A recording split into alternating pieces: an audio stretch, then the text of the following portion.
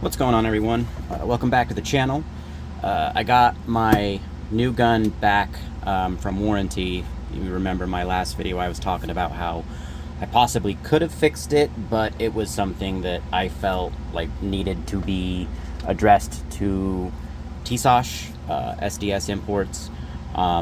So this is well, if you watch one of my older videos, I bought the Tisas double stack, and no joke, 3 weeks after I bought that single stack, or excuse me, double stack, the Gen 2 comes out. Like, I was home, I got some modifications done to it, polishing, things like that, ported the barrel, and no joke, like a week later on YouTube, I saw that, oh look, it's the new Tisas Gen 2 that actually has a decent Picatinny rail so you could hook a weapon light to it. But here it is. So what was happening, it's clear. So basically what had happened to this is I went out and put a couple hundred rounds through it. I bought the gun used, but it was never shot. So the guy I bought it from, he bought it brand new and never shot it, and then listed it, and I bought it from him. So it had never been shot. But what was happening is the locking links up here on the barrel, they were just getting destroyed. I noticed after I went shooting it, the last time I shot it, I brought it home and I went to clean it, and it stuck right there. Like, it wouldn't go into battery. So I literally hit the back of this and it wouldn't go. So I took it all apart. Let's see if I've got my little tool. So I pulled it all apart,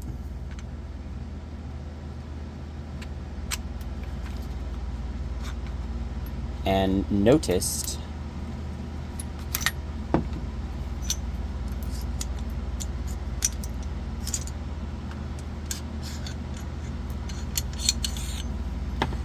the barrel links right here on the back side were just mushroomed. I mean, completely mushroomed.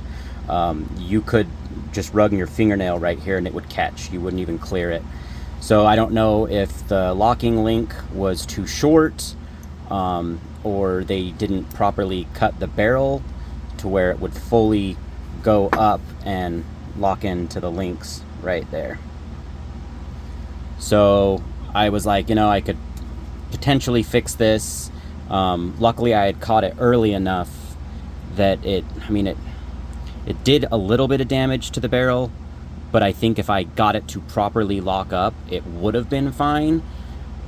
But me being finicky and a extremely amateur, I wouldn't even classify me as a gunsmith, I just tinker. Had someone not noticed that and just came home, took their gun apart, cleaned it, didn't pay attention, went out and shot another few hundred rounds, that's dangerous. You potentially have an out of battery, you know, casing explosion or something. So I'm like, you know, typically I am my warranty. I fix all my own stuff. I figure out if I'm getting, you know, failure to feeds or failure to extracts. You know, I mess with the extractor or the ejector. You know, I like solving small, you know, problems like that.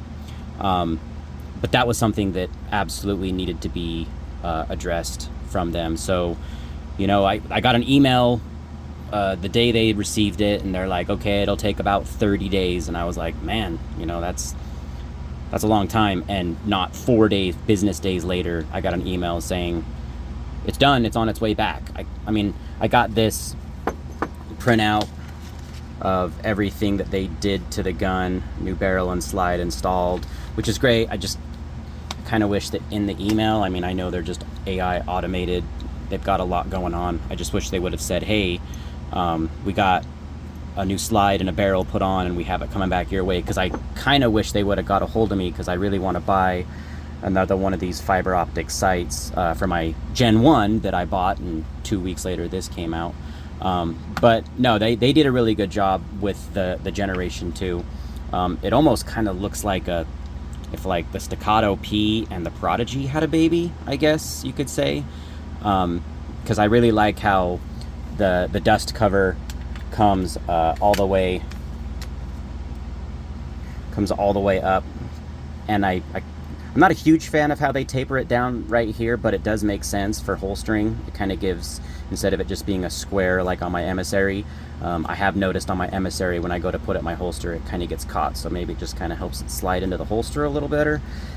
So I'll put the Prodigy grip module and my EGW ignition kit and everything. And I mean, all of this, like the grip module and the ignition kit, that would have absolutely nothing to do with the barrel lockup. That was nothing that, you know, aftermarket stuff that I put on that I could have done, because I put probably 150 rounds through it with it completely stock. I wanted to shoot it completely unmodified. I didn't even adjust the sear spring, nothing. I just wanted to see how it shot.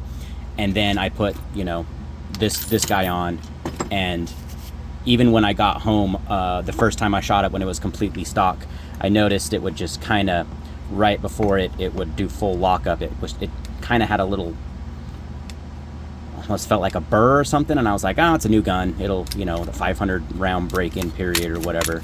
So I just kind of figured, oh, that'll fix itself out. So I kind of saw or felt a very minute problem in the beginning, but just didn't pay attention because, you know, it's a new gun. It's got to get broken in.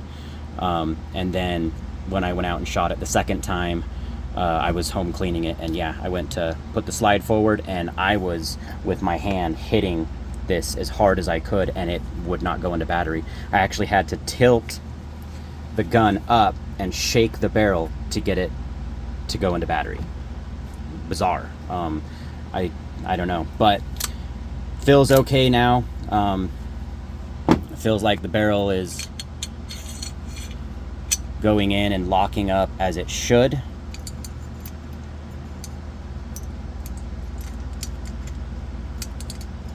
They didn't replace the guide rod, which, you know, it's warranty. They're only going to fix what needs to be done. They did replace my little green fiber optic. I think the first 20 rounds it popped out, but I've got more, so I didn't even mention it. I just sent it back with it missing. So yeah, I mean, it's new. All the break-in initially that I had on it, it's new, so I'm gonna file down the part on the barrel that goes over the disc, or the slide that goes over the disconnect, just polish it out, and then put the EGW kit in that I have, that it's, you know, all polished and ready to go. But yeah, that was, I mean, I'm sure a lot of people send their guns in, because it even said when I made the warranty claim, you know, if you're having failure to feeds, failure to extracts, be sure you send in the mags that you use, which I already had like 3 failure to extracts on this gun. I mean, that's something I can fix. I mean, I watched that, what is that, trench grenade guy with his Tisas Raider just dragging it through the dirt and screw Tisas and screw this. Bro, like, it's 2025. Go on YouTube. There is 6 billion videos of how to properly tune an extractor. You don't even have to take the slide off. You just pull it back, pop out the firing pin, pop out the extractor. It was way over adjusted. Every time he would try to go into battery, it would just get stuck because that shell, the round, wouldn't hop up on under the hook of the extractor. But, you know, you pay that much money for a gun, it should function fine, but it's not a it's not a Glock, it's not, you know, a Shield Plus, it's not a Hammer or a Striker Fire gun that they just run. These are finicky, and when you pay $600, $700, $800 for what essentially is a $2,500 Staccato, yeah, you shouldn't have any of those problems. But when you buy a budget gun, you're gonna have to do a little bit of finicky work to it. And he sent it back to Tisas, and they said that they put like 500 rounds through it, or 200 rounds or whatever, and it ran fine. And then it didn't for him, and he did. He ran different magazines. He ran several different magazines: Wilson Combat, Magtech, Metgar, all kind of different. And I think he ran different ammunition. But I mean, I guess Tisas should have fixed it, but it's a 5-minute fix. But that was something on this gun that I didn't feel I needed to try and fix it. The parts needed to be replaced. So I'll go out and I'll probably use this on me and my buddy's other channel, From Concealed, all one word, From Concealed. And I'll probably, get this broken in and train with it and see how it does and if I have any new problems. But I'll just do the simple little polishing and things that I've talked about on my other videos on how to make them, run really well. Like my Prodigy, I think I'm just about 5,000 rounds. I haven't had a single problem with that gun. I haven't had a single failure to feed, failure to eject.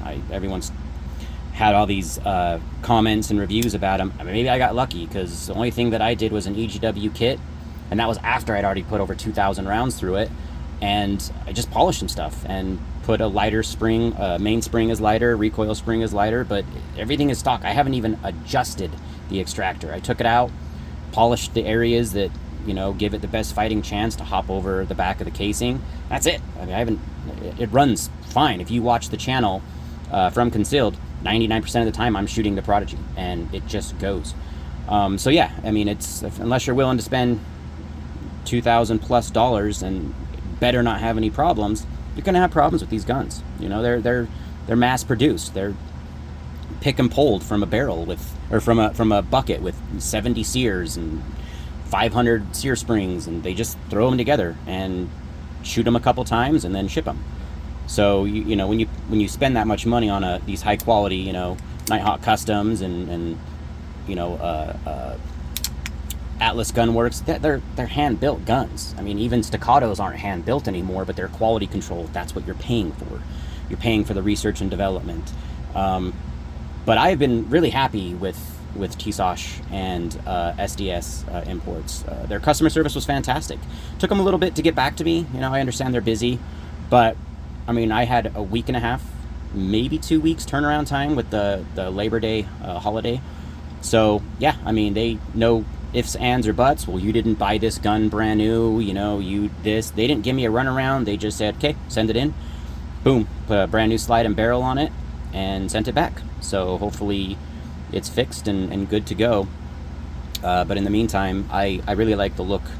It's nice. Just sucks that I had to buy another of the same gun just for a different looking frame and slide serrations. So we'll see how it does. I'll make a following video. I'm gonna go ahead and put the Osite S on. I really like these. I've got 3 or 4 of them, and they hold 0.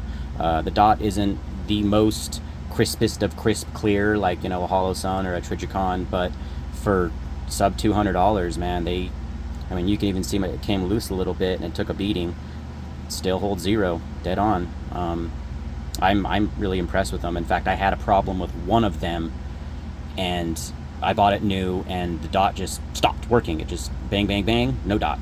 And then I messed around with the power or the plus and minus buttons, and then it came back, and I was like, oh, good. And then I, was racking the slide, and it turned off again.